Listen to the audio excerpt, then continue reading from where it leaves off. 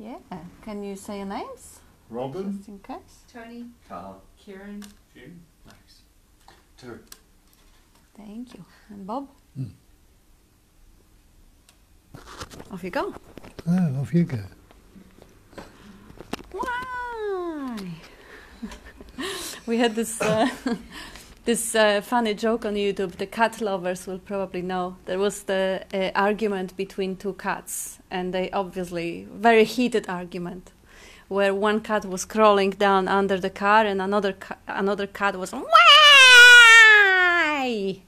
and intimidating the previous one. And somebody smart put out the commentary, the narrative, the little ego there, and the why was, why have you done it to me? Why have you cheated? I hunted rats for you, and why did you?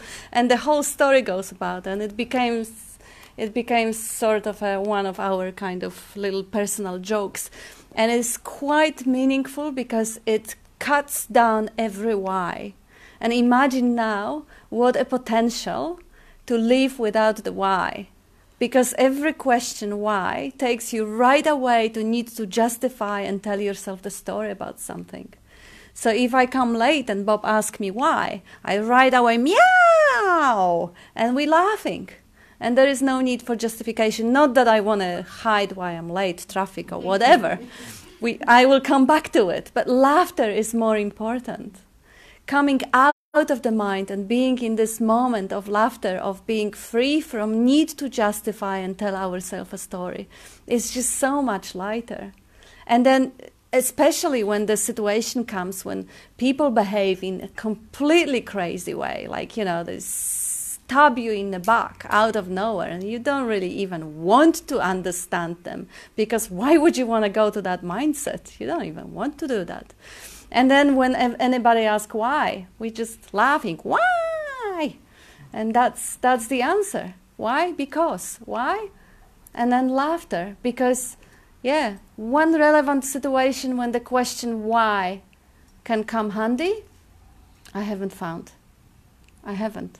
It's just like, can you even think of a situation why, when going to the mind for the story would be superior or better than leaving the reality, leaving that moment, being utterly awake to the senses, to the informations that come through the senses of the body that are present now.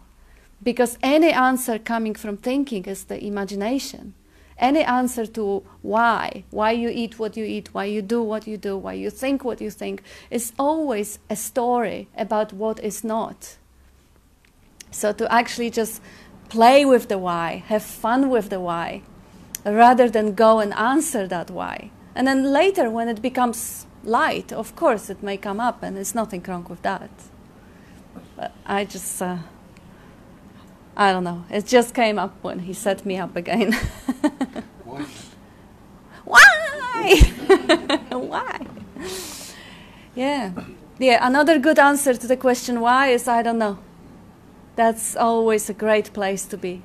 I don't know, I don't need to know. Which means the answer to the question why is completely out of my interest. Because instead of going to the head and finding that answer, that I don't know shuts down the mind. The mind that doesn't know is no mind. So, and then it brings us back to this reality of this moment. And then there is hearing, seeing, tasting, touching, smelling. Livingness, aliveness is going on. And even that sensory information are just appearance on the screen. They also appearance. Everything that we see has beginning and an end, so to speak. Or it is temporary, is time-bound. It shows up and disappears. Every sound comes and goes. So they all unreal. They all just passing phenomena. And what is actually most phenomenal, amazing, and beautiful is that they can appear because of the awareness of presence and presence of awareness. So that's the prerequisite. I am, therefore I experience. The seeing, hearing, hearing, tasting, touching, smelling. And saying I experience is wrong, because there is no I that experiences. There is just an experiencing. The life is experiencing. There are thoughts, there are objects in the seeing, objects in the hearing, objects, tastes, touch, smells, the all objects appearing because of I am, because of the presence of life or whatever. Yes, so it applies to everything, and it actually summarizes everything. The rest is the story. And we may still love the stories. The stories may be of service. The stories may be helpful. A lot of stories that Bob is telling us in the spiel are really enlightening stories. Like the stories that take off the guilt of the separate me by showing how that me is completely innocent in the way it kind of forms and sticks new thoughts and experiences to itself.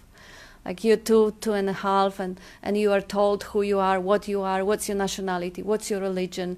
You are attracted to your mother eating certain foods because she's radiating happiness, so you will like the same type of foods. Or maybe you will react the opposite. And all that stuff comes up completely innocently, completely mechanically.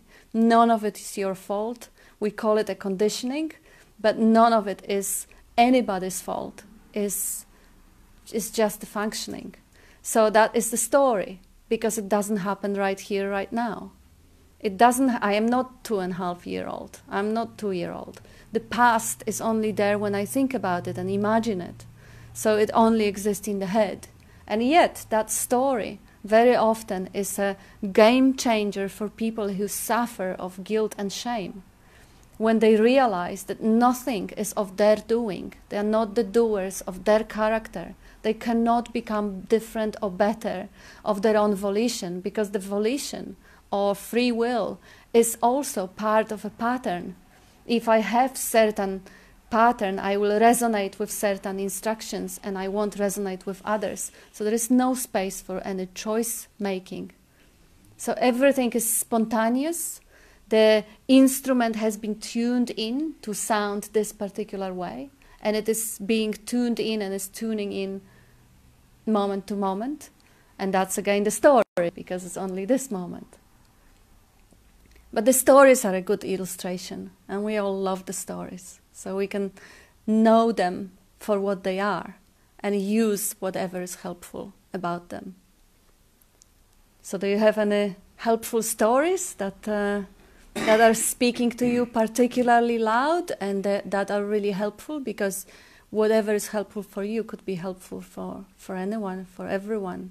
And even just telling your own favorite story or favorite pointer out loud and hearing yourself vocalizing it and putting it in your own language is actually retuning it, because that's again the frequency that is tuning that instrument, that body again and again. So even repeating the same fragments or the same, like Bob is repeating the spiel for so many years. And is always, when he is saying it, he's always fully in the moment with it. It's not that he puts the tape recorder and kind of goes automatically or mechanically. No, because you can see how it brings life to him. How as he speaks, he wakes up and his eyes shine. He's completely retuning that instrument into this frequency. So it is all about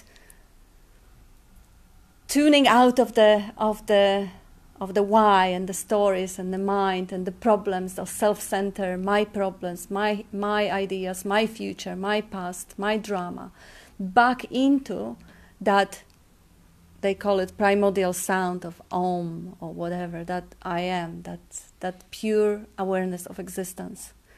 And from that place, everything is already as it is already allowed, is already welcome. And it doesn't matter what it is. It may be something, like this morning we had a conversation with Germany that the girl says, fear, the fear was coming up. How do you know it's fear? If you don't label it fear, excitement has kind of similar frequency of vibration. If you don't call it fear, it may be whatever else. It's just a sensation going through that body, which is a mirror, which is a medium for that particular frequency. Just like the water may be a medium when you drop the stone for the waves, or the air is a medium for the sound.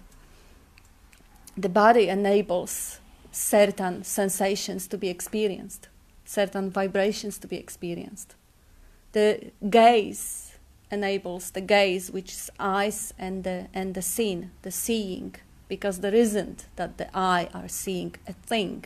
It's just a space of seeing. That's a medium for objects, space of hearing, the medium for sounds. So we call it space, or we call it air for the sound. But it's really just the way the different frequencies appearing as different shapes and forms and fashioning, shaping, forming, how you call it, pulsating, throbbing.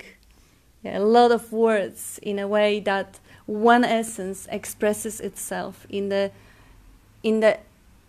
unthinkable amount of shapes and forms, especially when we think about thoughts, how much the mental image adds to the expression.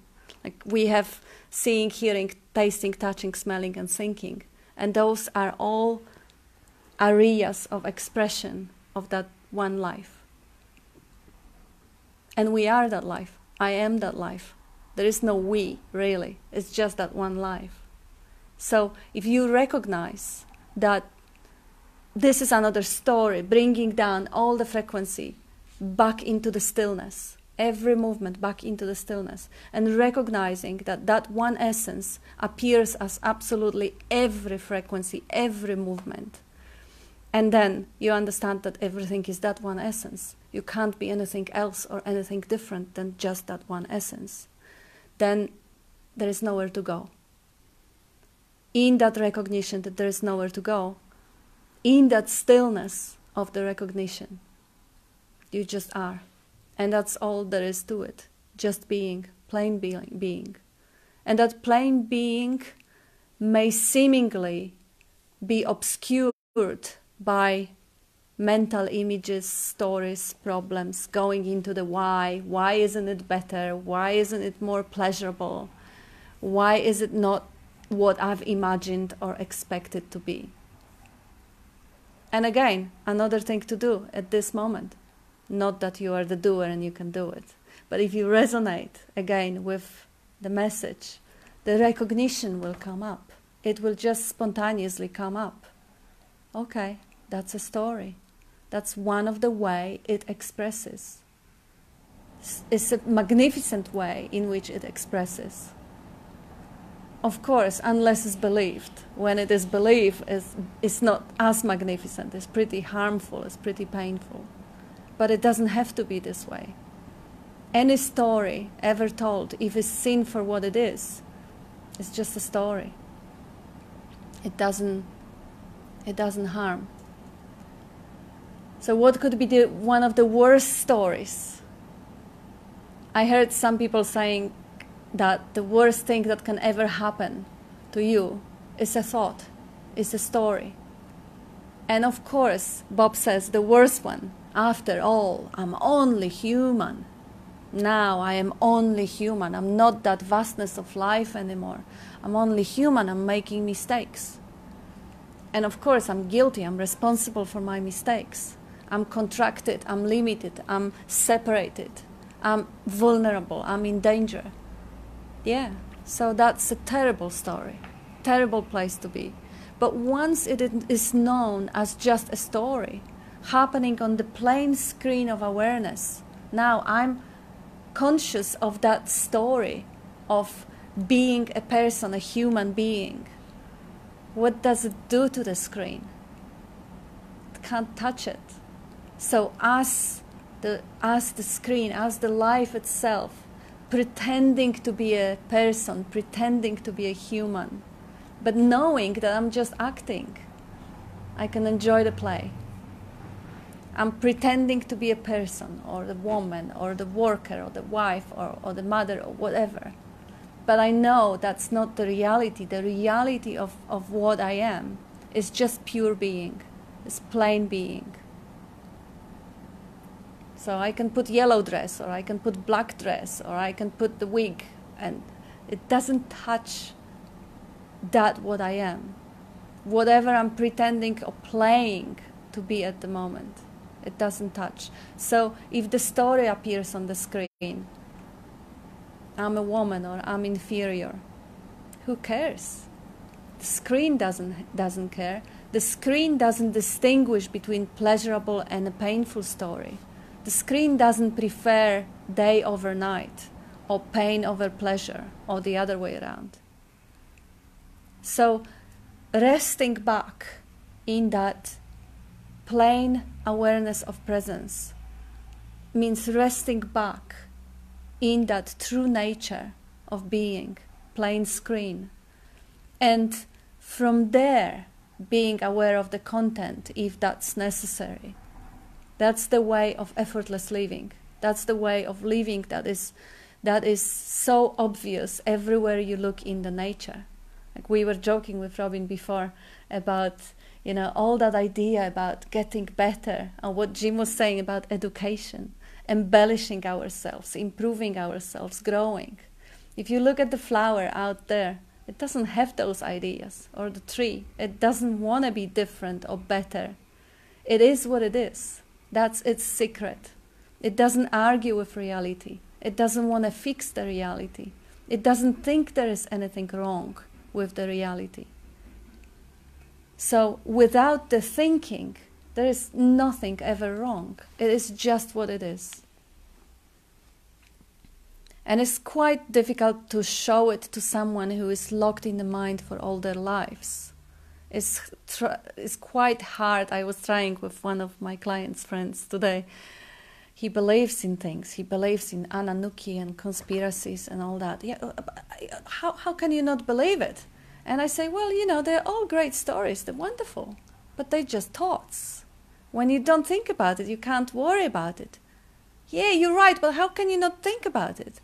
I say, no, keep thinking, but just recognize their thoughts. Their thoughts. Don't take thoughts for the reality. No, not that many people can actually hear it. For one reason or the other, they may or they may not, but you are here now, and you know that. You've been pointed it out for so long, for so many times. You know that the thought is the thought. The word is not the thing. You know the way Bob is pointing out. The word water, you can't drink it. The thought about foreign civilization or God or whatever it is, you can't drink it. You can't, it's intangible. It's just a mental image. So really about moment to moment of recognizing what's real, the presence, changeless, timeless, spaceless, awareness of being, the pure existence, the pure screen. And whatever shows up comes and goes. This appears and disappears. Flashes of images, of thoughts, of smells, of sounds, of tastes. They just the ride. That's just how the life entertains itself. This moment has this shape and this content. That's the type of the movie we're watching. That's the entertainment. If it becomes painful, it can be very easily questioned, recognized as just passing phenomena. And what's changeless is always there. It's closer than home. We say we are looking for ourselves. We want to find the way back home. We want to find our true nature. We can't find it because it can't be lost. It's always there. It may be obscured by the ideas going on the surface, the little storm on the surface of the ocean. But it's still made of water, it's still made of ocean. That basic screen can never ever be lost. We cannot move away from it. We can distract ourselves. Attention can be sucked up into some other aspects of that, but it's still that. And the truth is, when the attention is completely gone, 100% of attention on whatever, driving the car or having sex, that's still that. Who is there to have a problem? Only when part of the attention lands on the sustaining the self-center, this conceptual image made of thoughts, and the other part of attention is there to judge the world as not suitable for that reference point. Only there, with the artificial split or division, there is a suffering. In the moment when there is no self, there is no suffering. So the self is an obvious obstacle in a way of the effortless living. So that self has to be questioned. It can't be found. You can't find it because it's a phantom. It doesn't exist. Looking for that self is an act of inquiry.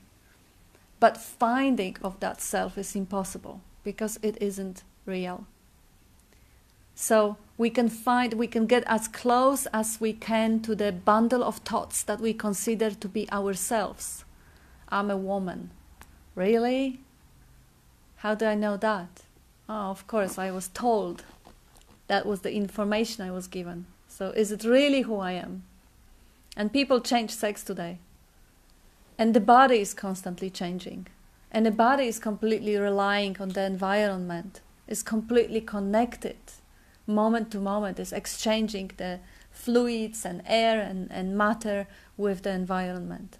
So even anything that I could come up as a concept and put on myself as me can be very easily seen through and questioned. The easiest way to actually see through it is put it to the test. See if you really that, if you don't think. What are you if you don't think about it? Who are you when you don't think about it? Who are you without mental concepts, mental images? And then you will see that you are, because you always are. There is existence. But what you are, without the thought, it can only be tasted, it can only be experienced. It cannot be told or taught. Nobody can tell anyone else what they are, who they are. Even about ourselves, even about myself, I can't tell myself. I can't tell you who you are. I can't tell myself who I am or what I am. So I only know that I am, and I can't deny it.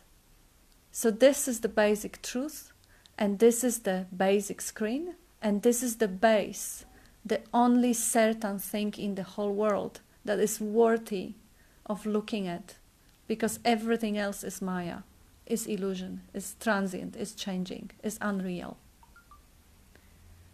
So, back to the reality, the awareness of presence. Here we are. Any questions, arguments? Or you want to add anything to it?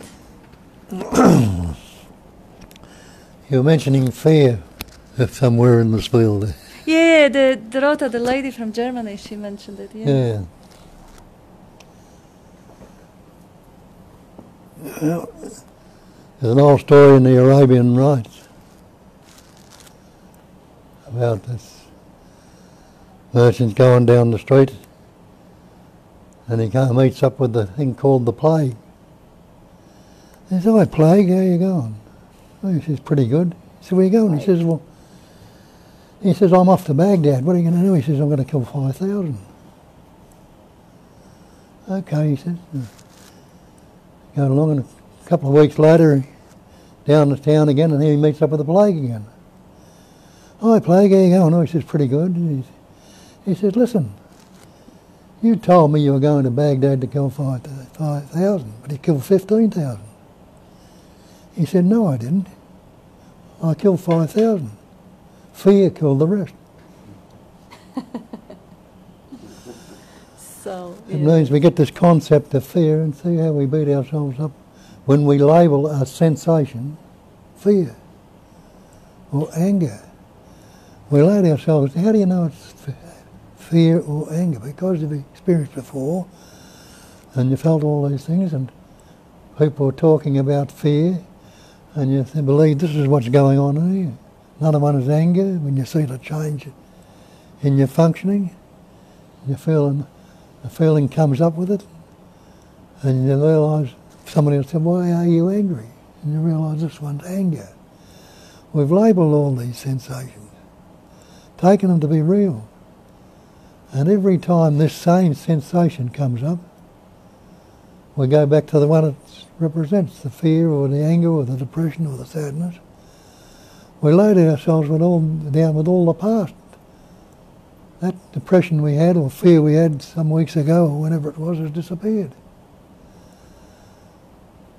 And it's gone until it's regurgitated again with the thoughts. When the sensation comes up, instead of seeing the sensation as fresh and new, look at it with curiosity, as though you're seeing it for the first time. It's another fresh and new experiencing that's happening right now. Which, if you looked at it without the label, which we do before we even question, this one's fear, this one's anger.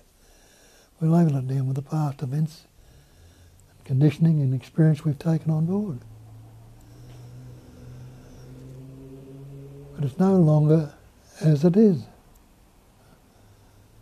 That's another thing we've spoken about. As is. As is, when you look into it, is unaltered, unmodified, uncorrected. We're not trying to change it in any way, shape or form. Leave everything as it is. And what happens to it? Because the manifestation is transient, the essence it appears on is the reality. That doesn't change. But the manifestation is constantly changing. And you know you've had these sensations before and they've gone. And they've come back again. So instead of getting caught up with these things, we leave them just as it is. No preference, no partiality, no comparison. Not trying to change it, alter it, or modify it in any way at all. And again, ask yourself, what are all yesterday's thoughts now? And you realise they were gone. The thoughts of the week before, the day before, the hour before, whatever, they've all changed. This one we fixate on, fear, anger, depression, and challenges, and try to get rid of it, fight with it, resist it, get in conflict with it, it's got no chance to move on. And it hangs around for days, maybe weeks, sometimes for years. People go back and tell me what happened to me when I was a child and blah, blah, blah. Who cares? Who cares? What is affected by that? Only the conceptual image I've got about myself. It's as dead as a doornail. What happened to me when I was a child? I haven't got the same body. Any scars or sores or things that I had are healed. Or been replaced by false hips or something like that. But the body has changed. But my conceptual image I've got about myself, I'm saying I and me here, referring to this believed in separate entity. And we're seeing and hearing and experiencing, as Kat said. And when you label as seeing, it's all mental. But if you're not labelling it with a mental concept, have you stopped seeing? Realise everyone in this room is seeing right now. And you're not even referring to the seeing. If you're listening to me, you might say he's full of shit and I'm not listening to him. But it hasn't stopped the seeing. Look around the room without labelling, and you learn to do that. If I look around the room without labelling anything, I know what it is. It's not a mental seeing. A seeing no thing yet it is seeing. It's the pure intelligence that you are, that is this universal intelligence that's seeing. And when you say I see, you're referring to a mental seeing. It's never a mental seeing, never a me seeing, hearing, tasting, touching, until we label it and take the focus off the pure intelligence energy, which is all this manifestation is. Put a concept on it. We beat ourselves up with the word and the concepts, or ideas or images. That's all it's boiled down to. Ideas, images, thoughts, feelings, emotions. And the Sagata tells you nothing can trouble you excepting your own imagination. What you are imaging in. What mental images are being created there by the belief that there is a me here. A mental. In the pure intelligence there's a knowing, cognising, recognising. You're not seeing an homogeneous blob there. There are 9 patterns of energy in this room right now, as well as the insentient things like the chairs, the carpet and things like that. They're all energy also. That's insentient. The sentience or life that's expressing through each and every one of you is the same life that's rolling the earth around the sun, causing the seasons to come and go, patterning, shaping, forming all the galaxies are out there, patterning, forming them, imploding them, breaking them down. Everything, so-called thing in this manifestation is a functioning of that pure intelligence energy. And if we grasp that point, instead of starting from the point that I'm an individual, I'm a person, I'm a separate entity, have a look at that. Well, compare that to the universe, to the cosmos. You'd be less than a grain of sand. You're small enough now. If you get up in a plane from 30,000 feet, look down, you can't even see what the people walking around. It's less than ants. But if you compare it to the cosmos, you're less than a grain of sand. See the arrogance and ego if I think, I'm going to change the world. I'm going to make things right. I'm going to do this, I'm going to do that. And try as hard as I might, or some will. I believe I've got some willpower. I, as the person, as a separate entity, as the thought up, what is it? Where my mind goes. Thought up entity. Yeah, thought up entity or individual. Yeah, can do anything at all of its own personal volition. It's a fiction, you can't. You can't do it, yet everything is happening there. You're breathing, your heart beating, hearing fingernails growing, thoughts are coming up, feelings, emotions, everything is coming up. But we made the mistake, when it's one self, there's only the one, we made the self believing it is myself. It's me. Myself. When we refer to the me or the mind, we're referring to this conceptual image we've got.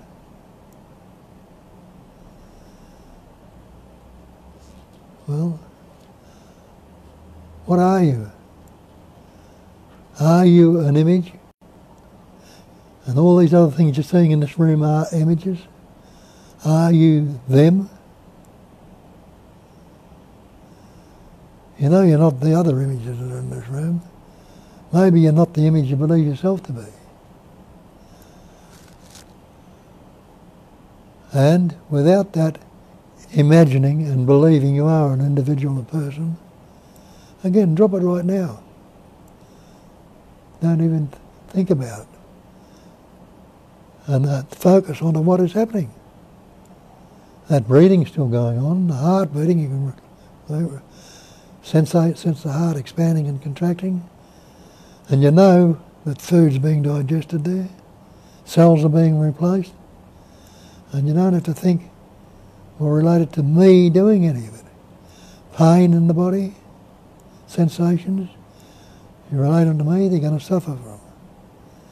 That's the difference between pain and suffering. Pain is intelligence letting you know that all's not well with the body. do something about it. If you're sitting on a pin, you move off it. If you put your hand on the hot stove, the pain will tell you don't go there. The physical pains and mental pains we have, the same thing.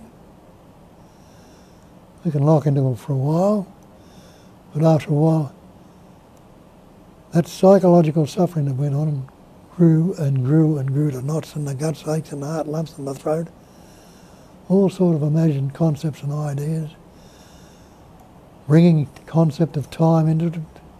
This is going to go on forever, and I might die next week or something like that, or it went on all that previous time to way back to when I was a little child. Is that the reality anymore? Or is it only this, not what's coming out of its mouth, but this essence, which is the same essence as which everything in this room is formed out of that emptiness. And the emptiness is still, the form is still nothing but the emptiness. So the patterns, shapes and forms and expressions need to go on. Otherwise it'll be very still, very silent, no beginning, no ending, nothing going on whatsoever. But we've got this world here, this cosmos, this manifestation. And thoughts, mind can be utilised. The energy, intelligence coming through them can be utilised, and we can do things today we couldn't do 20 years ago, or 100 years ago, or 1,000 years ago. So it's a very useful thing, the way it's patterning, shaping, forming. But we still go on with all the psychological suffering. The fear, the anger, the despair, the guilt, the mental problems. We have the depressions, sadness, mental illnesses, all these things go on because we putting the energy of belief into the idea there's a separate entity. Question it, have a look, and see if you can find anything static in there that you can say, this is what I am, this is where I begin. It might appear to be there and appear to be solid, but when you investigate and really have a look, and really look into it, you'll see there's nothing there at all. And when people like to argue to say, have the courage to be as nothing, as no thing, and see the world as it is no thing, then that spontaneous functioning or living will be going on. The livingness will be from that point. Again, get into it.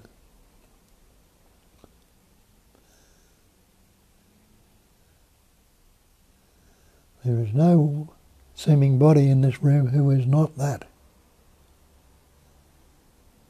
And then you might understand that word, that, better. When it says, I am that. That is the chair, that is the carpet.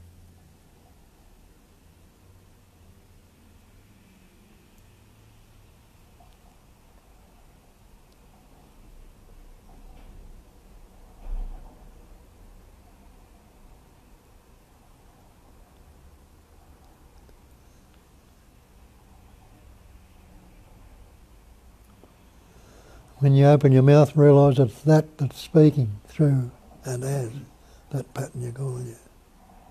Couldn't be anything else.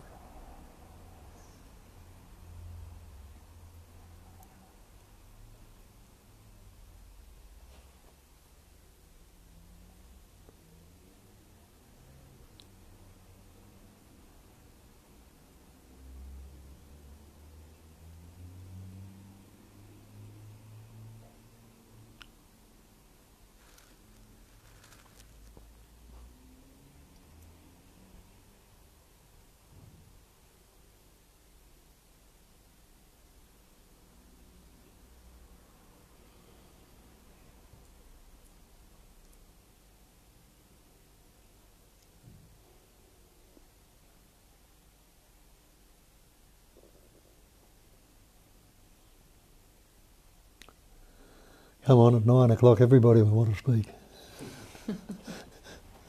Time is a fiction. Thank you. almost couldn't talk before. Pardon? When you were talking, it happens almost every time I'm here too, where like my vision goes in and out. I got so dizzy just before when you were talking. It just felt like I was getting very small, and the room was getting bigger. It was kind of pulsing backwards and forwards. So yeah, that's like my heart started going and the usual body stuff. But that was quite intense before. I think time is heard and recognised, and always stabilising. Yeah. Remember, we put these, the time we first started reading about two, we learnt all these words and believed in them, and we've been reinforcing that every day from then on.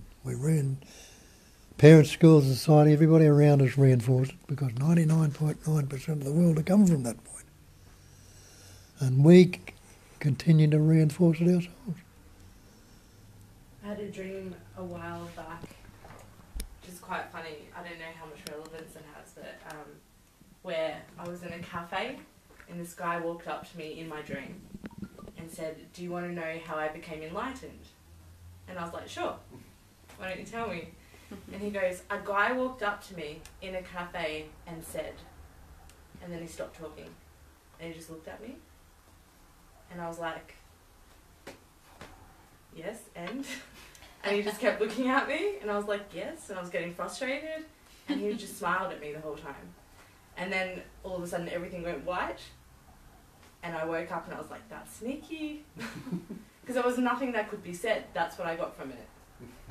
Like, guy walked up to me and said, and then he there was was nothing. referencing the moment of that Yeah, experience. through another. It was just strange, and I was like, "That's interesting." But I think a lot of the times things are kind of, the word I'm looking for, understood in dreams that maybe are a bit harder to grasp in this dream, I guess. Because I know that lately, I'm always a vivid dreamer, but lately it's been like over and over and over, and I woke up the other night from a dream where I was told in a dream that things are actually recognised in dream. And then in this dream they kind of get filtered down spontaneously, but they're actually processed there, and I woke up going, "I know it to be true." And it was just this strange like recognition of, okay, stuff's happening I don't know about for this reality for me that I don't know about. Yeah, all the time. Yeah, but it was strange. Even digestion, you don't really know about it and it's still happening. But even that processing, you know what I mean? Yes, Like absolutely. that subconscious processing is happening outside of these conversations without my mind trying to think about it and process it, because Totally. nothing can be done there. And so, Yeah. Did you create any of that dream? no, obviously not. Oh, there you go. It's happening, it's appearing, Yeah. seemingly real. And the words were spoken, resonating on And that's what you say, that, certain processing is going on without you consciously acknowledging it. Yeah, you can just relax and trust life, completely trust life. Because what else can you do? It's when Bob was saying that the only thing you can do is a very, very good advice to leave things unaltered, unmodified, uncorrected. Why? Because you are not the doer. Why? Because the I that wants to do something about anything, understand, grasp, process, anything, is a fiction. So to say to the non-doer to not do is a brilliant thing, because it doesn't really communicate anything by the fact that you can't do anything, you can't alter, modify or correct things anyway, because you have no power as an individual. But with that comes the understanding that, yeah, right, I can just relax. I can just watch the show. Things are going on, yeah. Life is taking me. As Bob says, you didn't manufacture the dream. There are things that were processed in the dream. There is this fruit is ripening. And intellectually following this process is not only stupid, it's impossible. So you can just totally let go and trust life because it has you. It brought you where you are. And it constantly shows up. You know, it gives you that glimpses. It gives you that moments, even in the vivid dreams. When, yeah, so that's beautiful. It just shows you how little you have to do about your own awakening. Just what the guy told you in the dream. Smile. That's all you can do. Yeah, because as soon as I start to think about it in the last couple of weeks, I just get, I'm going to say frustrated because that's how it feels to me. Yeah. And so I'm just trying to not get caught up in, one, labelling it, and two, even trying to process it Brilliant. in my thoughts. Don't try to not try. Yeah, that's the paradox of trying to not try. Mm-hmm. Maggie says everything is perfectly resolved in the unborn mind. Yeah. Why exchange the unborn for thought? So again, pointed out, it's not, you're not going to work it out in the mind, it's the unborn mind. Before the mind, nature resolves itself.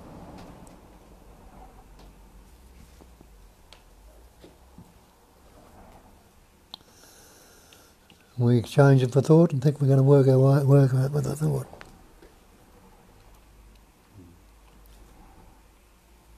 Hey, where are the cats? There's something here, and the cats are... Cats usually hunt those creatures. Yeah, ours was good for getting rid of any flies in the house. Yeah, they're afraid of Tony. They sneak out upstairs.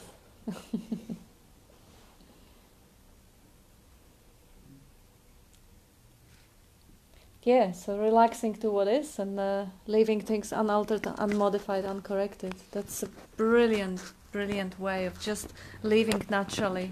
Just seeing what unfolds moment to moment without any intervention.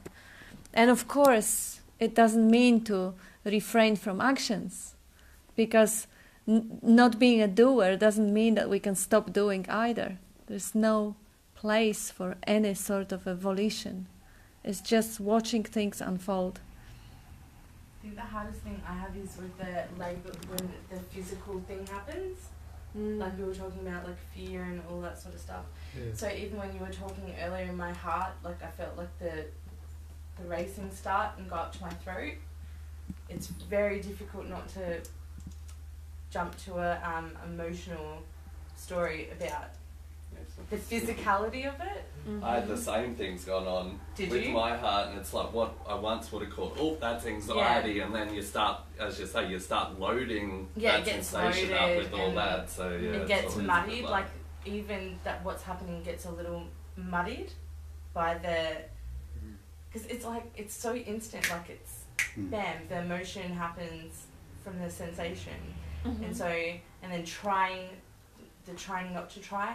So then they're trying to, like, oh, don't try and not be carried away. Like that. Yeah, just notice. Just notice. Yeah. If the carrying away happens, that's what happens. Yeah. Leave that as it is. That leave that as it is.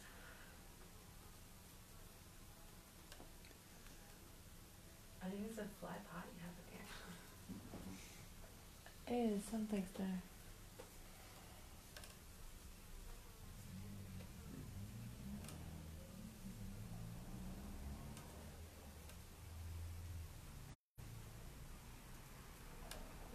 I think everyone should say one thing around the room. Silence is gold. Speaking of stories, I had to write this down because it came to me the other week, and it's only now that I'm truly probably appreciating it for what it was, because I'll call it my first major taste of the bliss of non-being, we'll call it tonight. And so I was about 18 or 19 years old and severely, severely depressed, like constantly thinking about suicide. I was crying myself to sleep every night. And sometime in the few years prior, I must have just picked up an interest in Buddhism. I don't know why, just that natural being drawn to, because I've always, I guess, been drawn to that search for a deeper meaning about what's this all about. And of course, I wasn't practicing meditation or anything, and it was funny because looking back now, I had a very gross misunderstanding of the First Noble Truth. Because as I cried myself to sleep every night, I'd be like, life is suffering, almost like a mantra I'd repeat to myself. Not really noticing it's just like suffering is in life, it's not. Life itself is not actually suffering.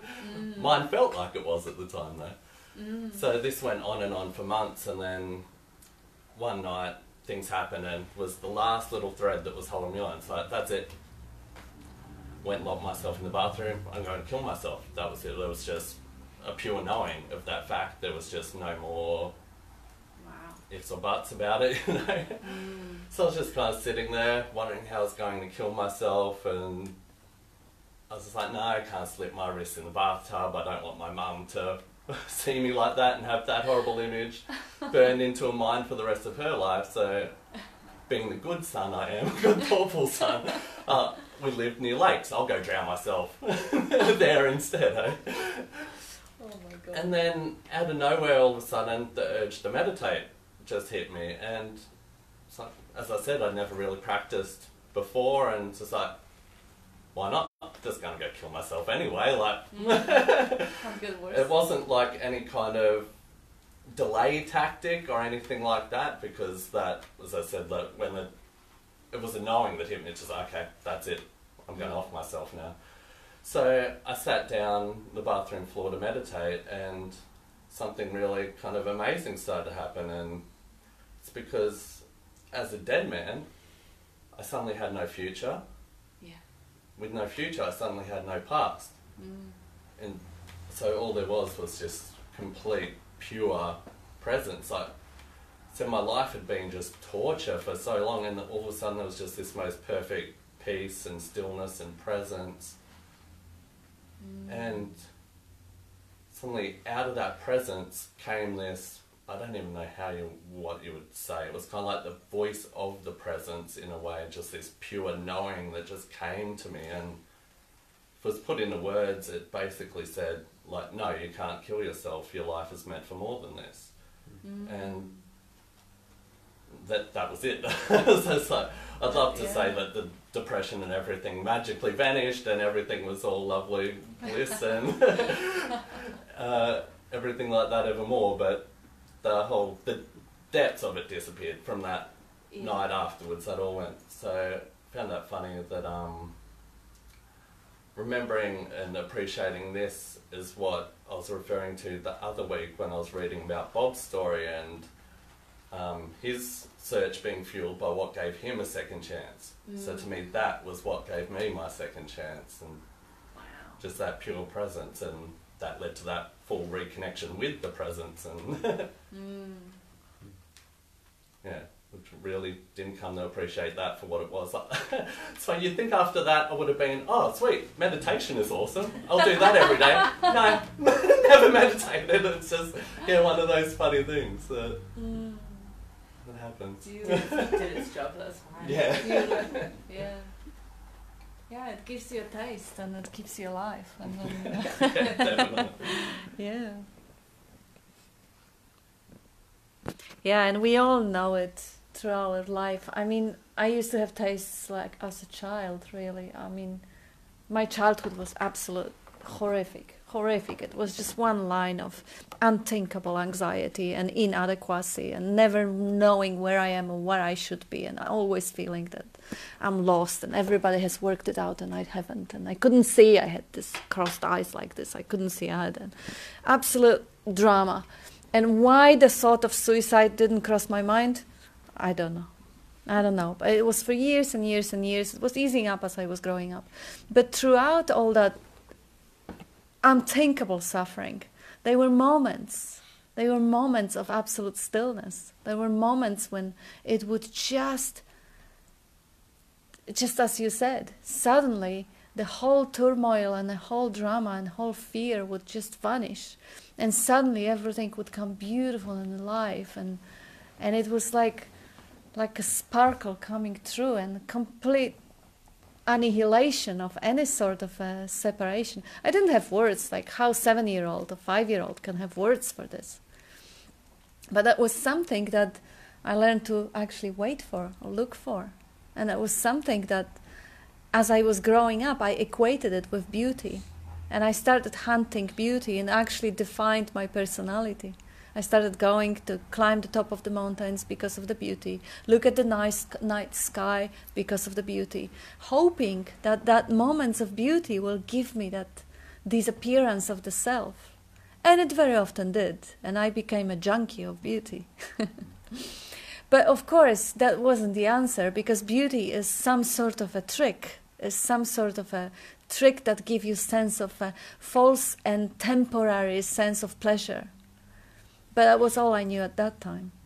But that's a good place to start. That's your little taste. Just like your little taste when the suicidal depression just switches over. The neuroscience explains it as one of the amygdalas gets so packed with that whatever it is that it overflows to the other.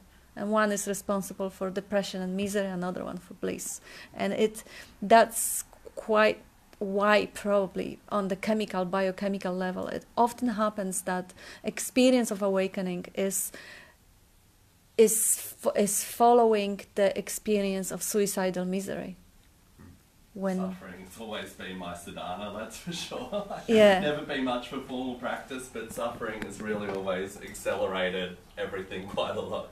And it was interesting after a lot of that kind of things, awakenings and all that, and a lot of the junk got cleared out, then that's kind of where everything leveled out for quite a number of years, because I didn't have that great motivator that was suffering anymore. So it's interesting coming back now and coming back to it and everything's starting to open up again. Mm-hmm. Yeah, and it's funny because I always kind of tended to believe that suffering is not really necessary. I mean, you can actually investigate without going through suicidal depression and without going through all that mental turmoil. You can just see through, and there are some that I don't know who they are, but they are some who have. Today, I don't have any concepts around that. I know that this infinite intelligence is absolutely unlimited in the way it expresses. So perhaps it is, perhaps it isn't. Who cares? The stories about what's necessary or what's required or what's the prerequisite or even what's the chemical component of it. It's just a story, really. But every one of us has these moments, even the fact that we are seeking something bigger or something more or something deeper than that surface level, sort of a conceptual level of labeling and understanding the reality, means there is something that we know and remember. And I used to relate to this sort of a longing for that moments of absolute peace and joining, connection, the union. And why would I even long for it?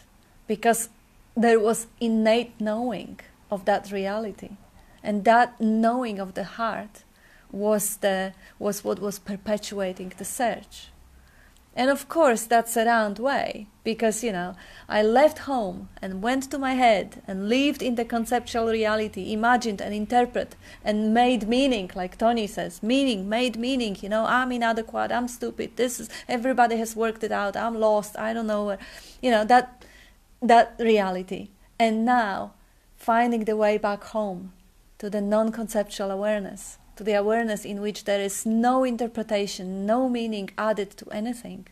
And without that meaning and without that labels, there is no turmoil, because turmoil is always in comparison to something else. And the act of comparing is a mental activity.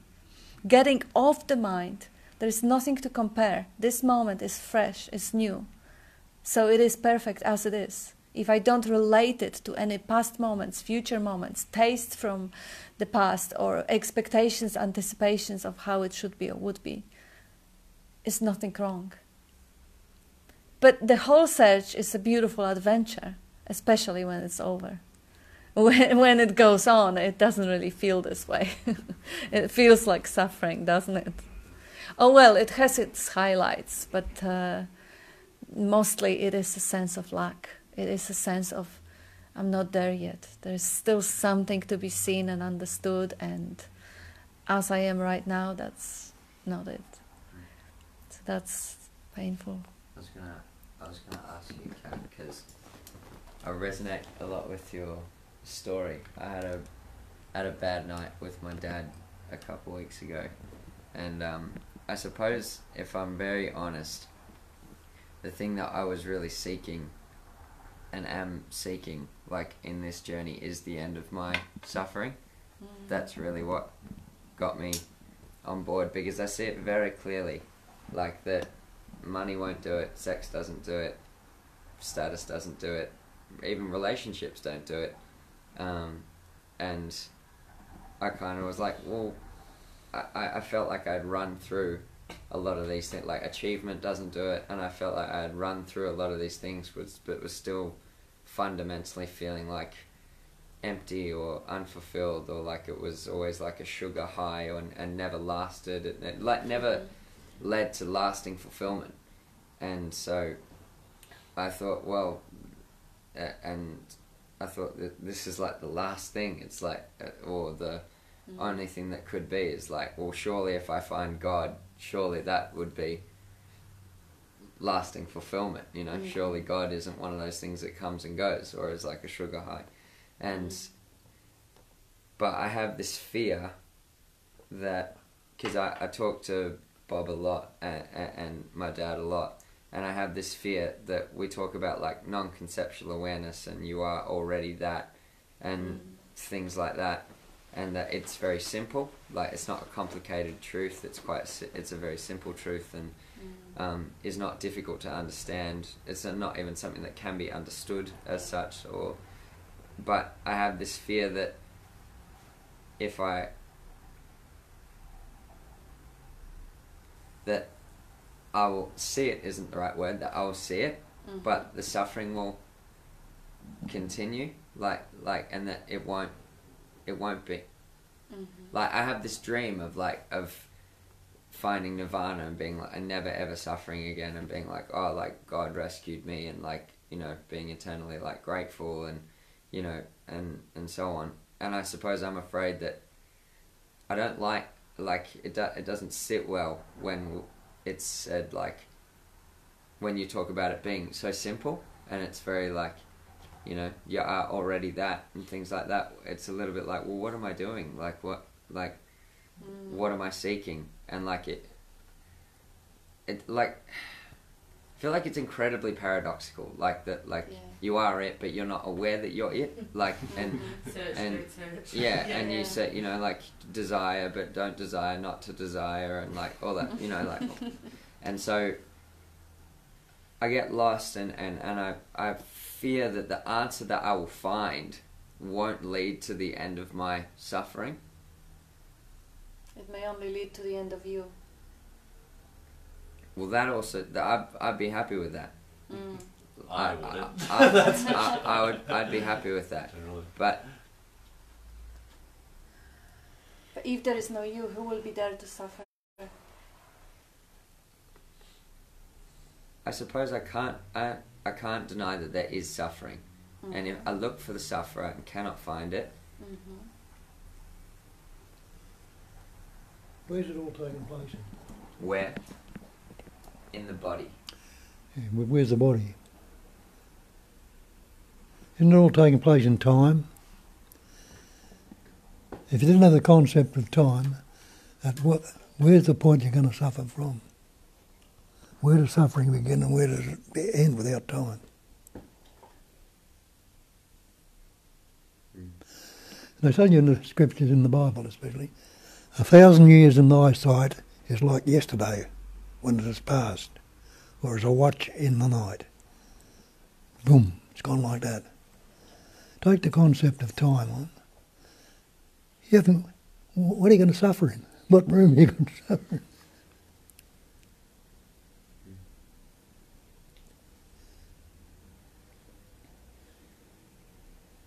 I suppose suppose it's what you said, where you say, because it's believed in day after day after Yes, day reinforced. for a Yeah. long time. Exactly. It's a little bit like, as you said that, it dropped away and I went, oh yeah, of course.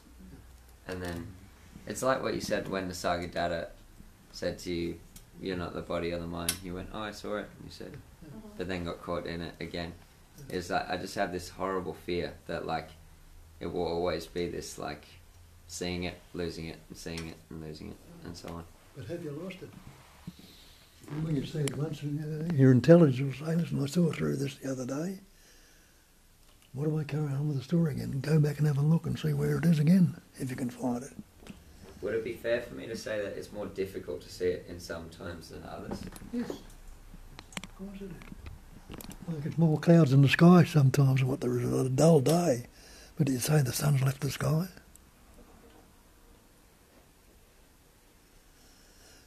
You've seen the sun, you've recognised the sun, and you know the sun never leaves the sky. There might be days you go out there and you won't see it. You say, I've lost it.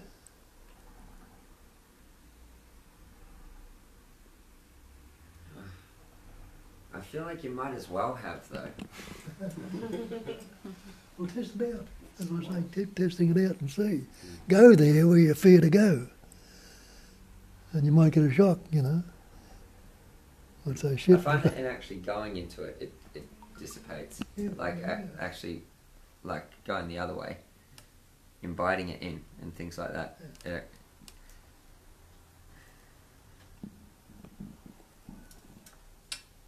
No, the sun hasn't left the sky, but One day might be darker than the next day. But then there'll be another day when there's no cloud in the sky. And you're not going to get it every day either, but there will be long periods of time when the sun is very warm and cosy and all the rest of it, no sun in the sky. And then you're not going to be so disturbed when the clouds do seem to come up again. Your intelligence has said, I've seen through this. It's not the be-all and end-all. It's going to move. It's going to change. What's making the change? Stop time. Investigate time. Is there such a thing? It's spontaneous. Every moment is spontaneous. As this now is happening, it's already ending and beginning again and ending again. No really stopping or starting on it. It's spontaneous. When you recognise it, what point are you going to fixate on? there'd be no reference point as to anything. No frames. We'll try it and see for certain. Yeah. Yeah.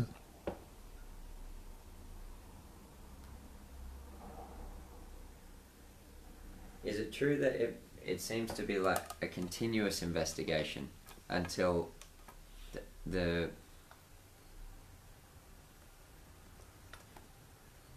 until there's no need to investigate, like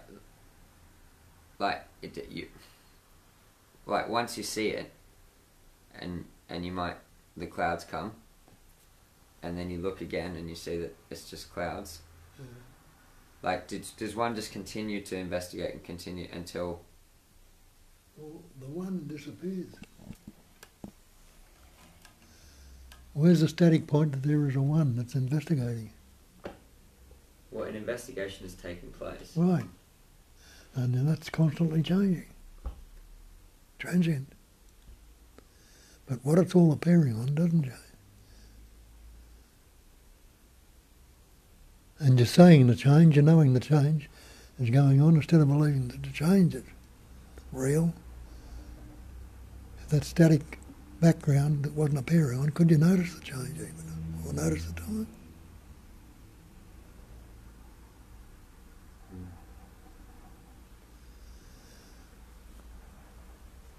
You have to, It only. you have to get your own understanding on it. Like I can only point toward it, I can't do it.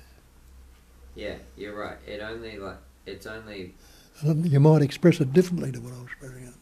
No, I understand what you're saying. Because you're right. It is only in relation to its opposite. and you can only have that in time. Mhm. Because I've experienced one before than this one. Mhm. Mm.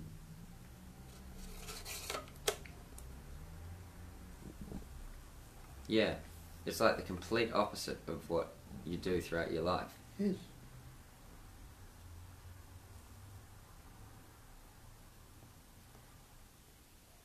Mm.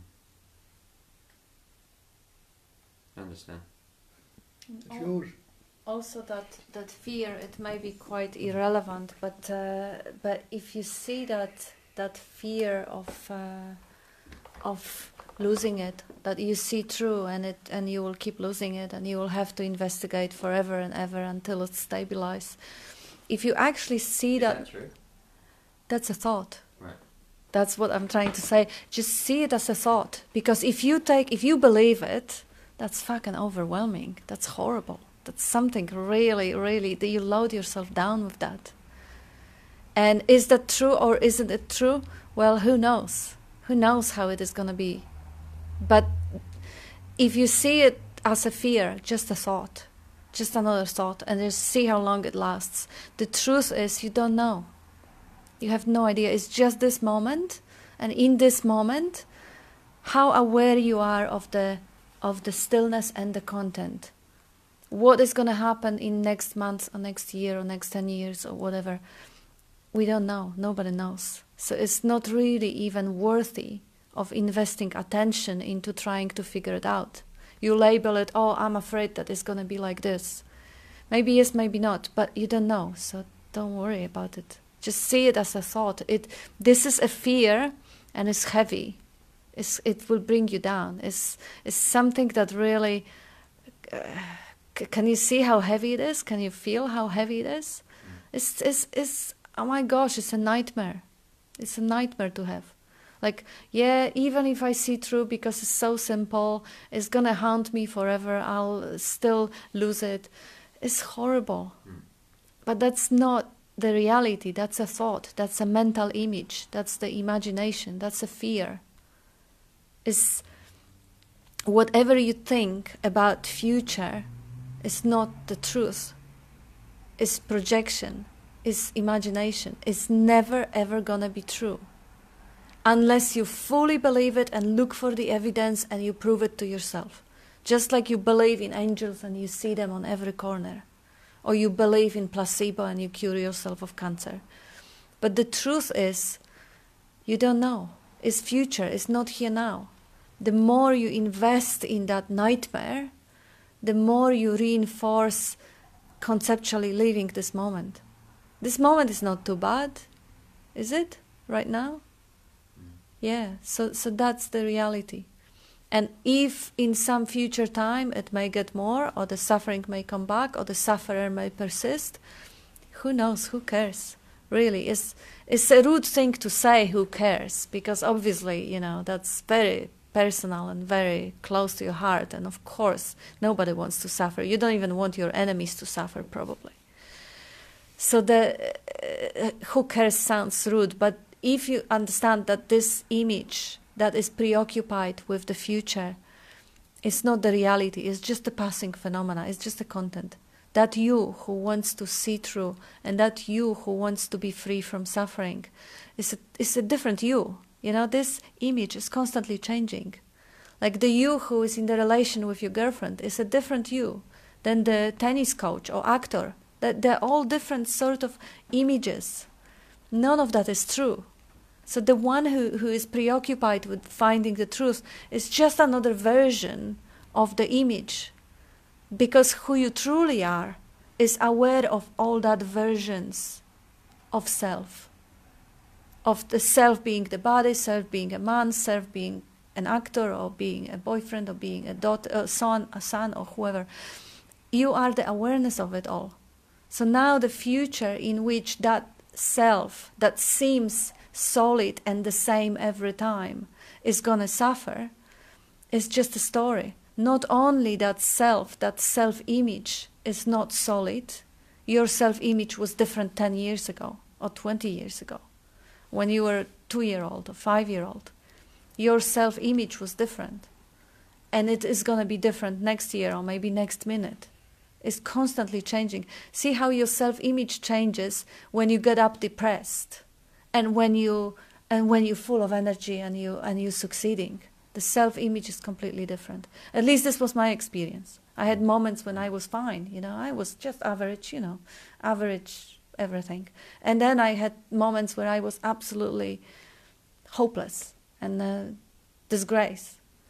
So even the image, that image that wants to find something, is constantly changing. It's not who you are. You are the awareness of all that versions of self. And one of those versions wants the career, another one may want the awakening, another one may want, they all kind of thought forms that have different desires or different dreams. But you are the awareness of all that mental processes and that selves.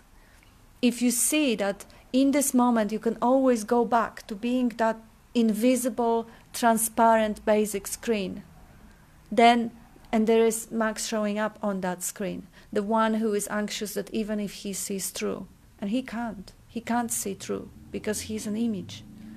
But even if that, on the screen there is an image thinking about seeing through and forever being bound to suffer, that is also the content, that is also the movie. And if you believe it, I assure you, you will find the evidence. And you will see people who saw through it and still suffer. I know few. They believe they saw through it and they still suffer. But you don't want to find the evidence like this. You want to be backing off into that screen and just recognizing what is present and what is imaginary. That nightmare is a nightmare. It's not a reality. It's not what is going to happen. There is no future, really. It's just this moment. Can you see? This is inconceivable for the mind. But really, this is 100% truth. There is no future. There is no future. It's inconceivable. If you listen to it with the mind, bullshit. That there is future, of course. Everyone gets old, Terry was young, was your age. Now look at him, he's your dad. And yeah, it doesn't make sense. But in the experiencing, there is only this moment. Future is only the story in the head. So that nightmare about being sucked back into the clouds and not being able to see it and still suffering, that nightmare is just an imagination. And you are the screen. And yes, there may be a pain or there may be a suffering happening, but the moment you recognize yourself as life, as space for this suffering, that's not yours anymore. The body may be in pain, but that's not your pain. You are the space in which the body is experiencing pain. Doesn't mean that this pain isn't experienced. It's fully experienced. Everything is fully experienced. But suffering comes from resisting what is, not from holding space for what is. So there is a freedom from suffering possible in the moment, not in time. In time that, okay, now I'm free from suffering, or Bob is free from suffering, and he will never ever experience anything in the future. That's conceptual, that's a dream. There is no future. He can only experience or not experience the experiencing right now. Yeah, that's... that makes more sense. And it makes it easier, really. It does make it easier, yeah. I suppose I was hoping to find this thing that would fix me forever. Yeah, and everyone always wants to find, because the mind that is so fearful of the future, it wants security forever in time. But time is mind. Without the mind, there is no time. Fuck. Yeah. Yeah.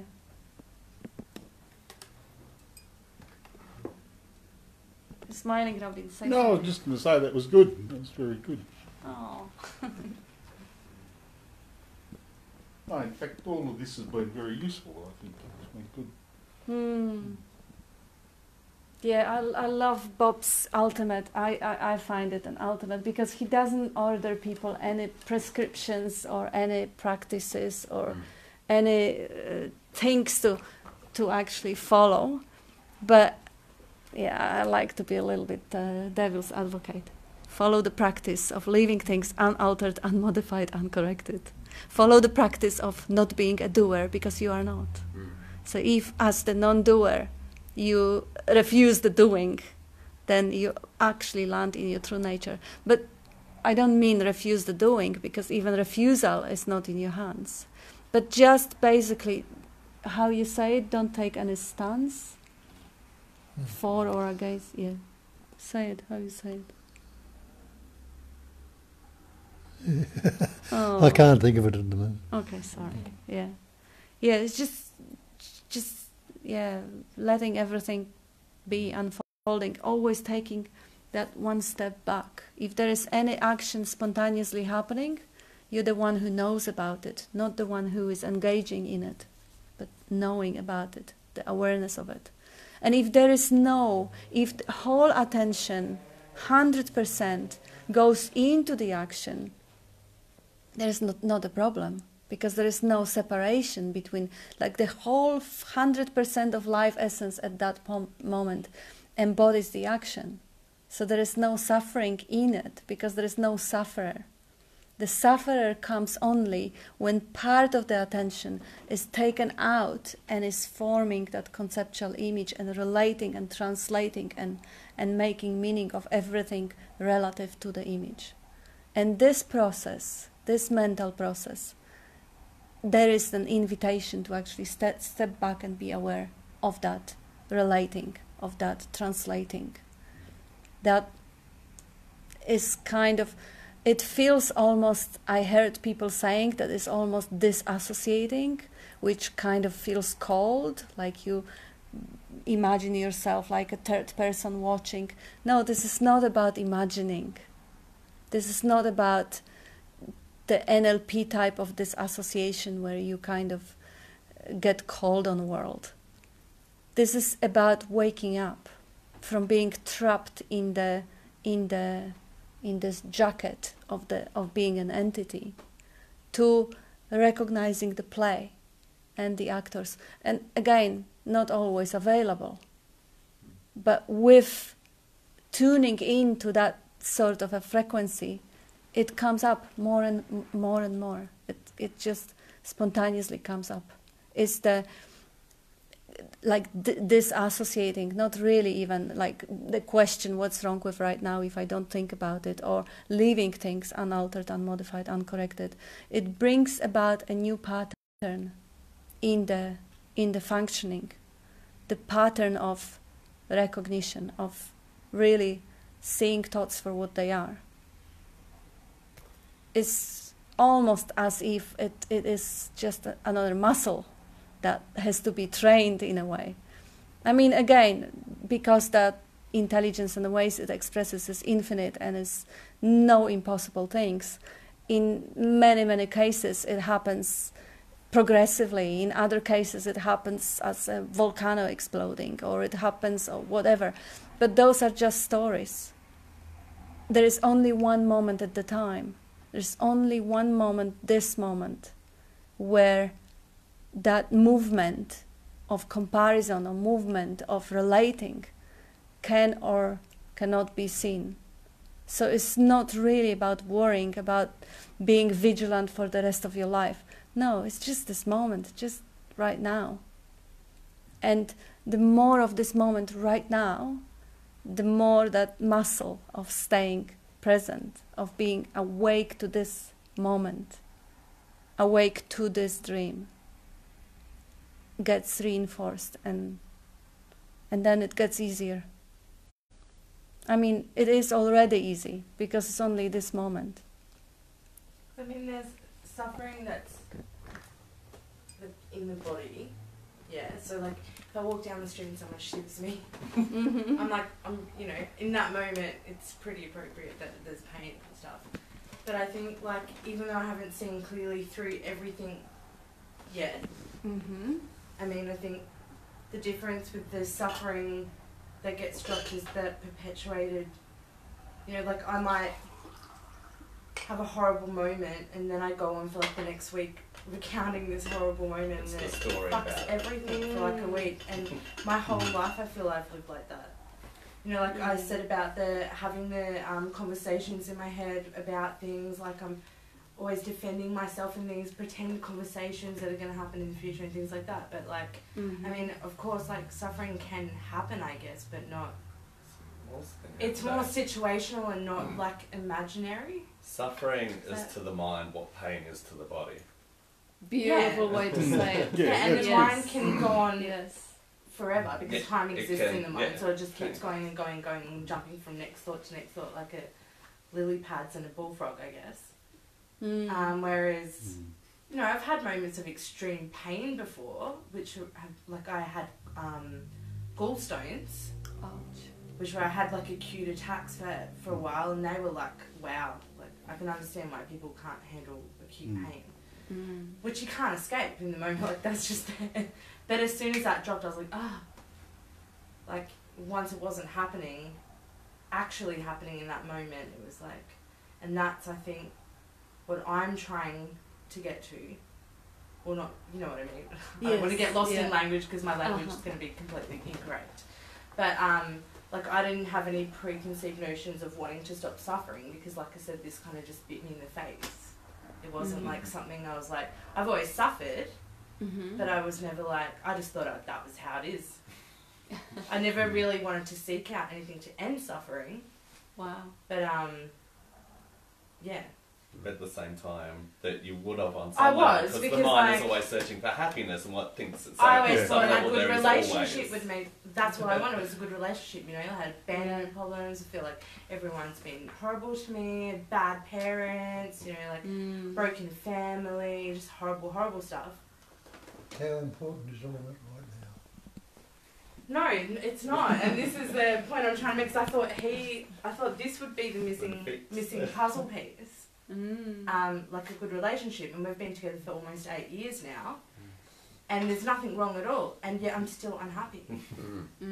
It's like, why? Like, are you fucking serious? Like, why are you still unhappy when that's all you want? Kind of what Max was saying. It's like, oh, that doesn't Yeah, do it. like, That doesn't why? do it. That And then doesn't you do start it. feeling like a real piece of shit. So just like, are you that's serious? And then It's that's like, the story then that, like, Why points out that first. Why are you unhappy? Because everything you say, everything you think, and everything you do is for yourself. And Yeah. there isn't one. yeah. And like even the other day I was like, okay, omnipresent, yeah? Omnipresent, everywhere. I was like, alright, show yourself. Where are you then? You must be here, like we said, in everything. And I'm like, why still can't I have sober sight in it? You know what I mean? I'm like, alright. I know it's so stupid. I know everyone who's like had that. It's too obvious. I've had the seeing, but it hasn't been sober seeing. If that makes sense. I have we've talked about the little things, younger girl and seeing things, but that's not a complete knowledge and understanding. I've had a moment of complete knowledge and understanding, not sober. Like quite an amazing, like, whoa, everything's fine. I can't believe, but it wasn't sober. I was quite off with the fairies at that time when it happened. So, that sober seeing is the thing I want. The knowing. Not the experience so much, but like that knowing at the absolute, without a doubt, rock solid, yes, I've seen through it, great. Do you know Or that it's you been- are? Do you know that you are? How certain you are about that? Yeah, like I said, I always feel like I'm this close and that's my problem, isn't it? But really, It's that separation. are you not 100% sure of your own existence? Do you have any doubts that you exist? Do you think that you could possibly not exist? Can you try not to exist? The only thing I can't negate is my existence. That's right. Yeah. 100% certainty. You see it fully, 100% right now. The idea that there is something more to see, that's the problem. Yeah. That's why I was like, right, Or more to now. Remember how you said the question was now, and that's it. Like even before all this come about, I had like a foreshadowing dream. We were talking about dreams earlier. This is totally random, but I had a dream before this verse kind of like, whoa, what's this all about, come up. And it was a dream. I was in a doctor's office. There was a guy talking to a doctor, and there was me and another guy. And they weren't talking to us, the doctor and the patient, but all of a sudden I realised that we didn't exist, me and this other guy, and that he was about to take medication and we were going to disappear. So I dreamt that I was this guy's figment of his imagination, and the other figment of the imagination started crying. And I'm like, what's wrong with you? And he goes, I don't understand. I'm like, don't you get it? You don't exist. And he was like, but I have a family. And I'm like, no, this is fuck. They're not real. Oh, you don't beautiful. exist. And I was getting agitated with him. I'm like, how do you not see that you don't exist? And I woke up and told Carl, and Carl kind of... I understood what was He understood what it was and I'm about, like, I'm not but getting into that. I wasn't even on this journey. That was years ago, yeah, This a is few like years 2 ago. years ago before any of this come up. And he But just this will be quietly laughed. interesting, because she's often had quite like prophetic kind of dreams. I'm like, okay, we'll see when this comes up. Which is why I freaked out about that dream about almost dying the other night, because I was like, ah! But I didn't die, I'm here, by the way. Yeah. I survived, everyone. I thought I was going to die for 2 weeks, but I'm here. You're here. But even that moment when you actually saw that you are disappearing, there was a knowing that didn't disappear. Even if you were a figment of someone's imagination, even still existed. there is still, yes, because the knowing of all the scenery was still there. So being and knowing are the same, they are aspects of the same thing. And as the being, or as the knowing, or as being knowing, you are. And that's all there is to it. The idea that there is something more to it is a thought, is a dream. You've already gone, you've seen it fully, you are seeing it fully right now. If you know that you exist and you are aware of that existence, that's it. Now see what's on top of it and throw the rubbish. So that mind can be allowed. Yeah, the mind telling you, no, not yet, not this. Later, something bigger, something greater, something more flashy. Something that more, the understanding, that's the most elusive, especially for head-oriented people.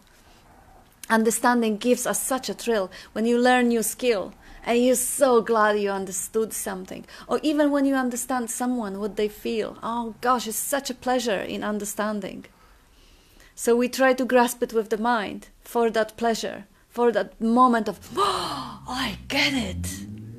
But no, it doesn't happen this way. There is no I to get it. And that sort of intellectual understanding is only a translation.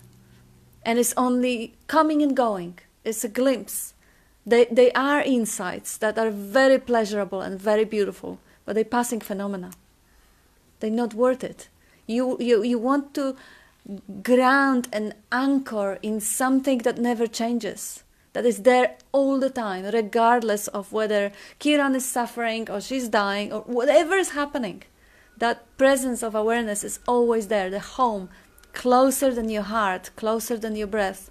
Something that never goes away, fully reliable, something you can trust 24/7, 100%. It's just, even though I can't negate my being, like, it's so obvious that I exist. Like, it's mind-blowingly obvious. Yeah. Stop that. So, no, I know, and this is just because we're having a meeting and, we're discussing it. The fact that that can be so obvious, the being alive, and yet somehow there can be a narration that happens that goes, so you need to see how obvious it is. Yeah. Well, there's an opposite thing that It's Kat alluded crazy to that this before. happens. The opposite to this kind of a few massive times of no thing and a massive times of shit, no thing, I don't really trust it happened anymore, it could happen again, all that stuff. It's like we should talk about the slow unravelling, and it's much more, it's not a trust issue thing, because hundreds of times a day there'll be enough of a no thing that I don't care, and hundreds of times a day it's gone again, just like that.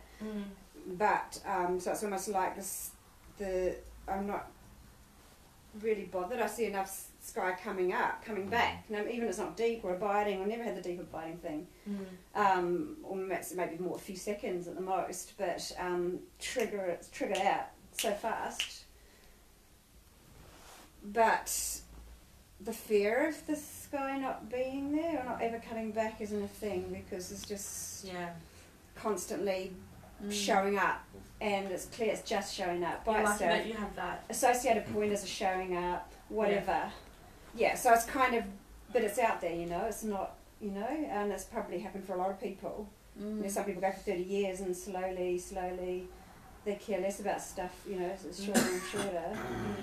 And it's entirely a feasible thing. But it is more relaxing, so you might get to a point where there's enough of it turns up that the trust see, whereas like drop. you were saying, like Trust issues drop, you know. Whereas sometimes, like, we've had the discussion before where it's been like such a quick, like, whoa, this is spooky, and then back to, you know, like the reality that most people have. And so, because it's like that thrown in and it's a weird perception change, like, I don't even recognise it or know it for what it is in the moment. It's just like, and we've talked about this, and I know that this discussion isn't going to help it because I just have to relax into it and not And that's give it labels and all that. accepting. So, like, this is the same conversation as always. And that's saying that That's trust is a okay. stronger thing for some people than others. And yeah. you just might have a big wave. But I think it's quite a thing in Australia. There's a lot of trust issue. Like, there's a lot of on the Enneagram, for example, there's a lot of, like, distrust. And then there's a whole lot of head shit. Oh, I've got to check that person's credentials before I listen to them. And all that. Whereas, like, for me, that doesn't come up either way. It's just either noticing or not. Billions of moments not. You know, in 100 moments, yes, or whatever, in a week or a day or whatever. Doesn't matter so much, because it's not I've got other bullshit crutches. So it's just like, yeah, okay, I've got a big trust crutch, yeah, okay. But what Tony said, it was pretty significant, because I see we are getting over time, and Kathy is also reminding us that there is that thinking can be viewed just as another sense, and just see them. That was a really helpful pointer, actually. Yeah. That was really, like, amazing pointer. Because it's like, oh, it is. That makes sense. Yeah, but also what Tony was saying, and I find it brilliant when she comes up with really what do you really want to focus on the stillness, on the moments when the sky is clear. See how often throughout the day nothing is wrong. You're not suffering 24/7. Very often, maybe for most of the day already, you are in a state when nothing is wrong, when the sky is clear, when there is nothing actually, nothing that bothers you, nothing that comes up. Or maybe they're just moments. But the more acknowledgement goes to that moments of natural state, the more that natural state gets reinforced. As the contrary to focusing on what's wrong all the time and trying to resolve what's wrong. Because I've nothing... just chucked at it enough in my first year or so. Just often enough to go, yeah, appreciate that stuff. And it just happened that I've got to appreciate it here quite deeply. Those moments got to appreciate really deeply, because that's all there were. Just a few of them, you know, and no other. I wasn't having any blinding things. So those things got to appreciate it deeply. Yeah. Yeah, so thank you everyone. That was Thank fun. you.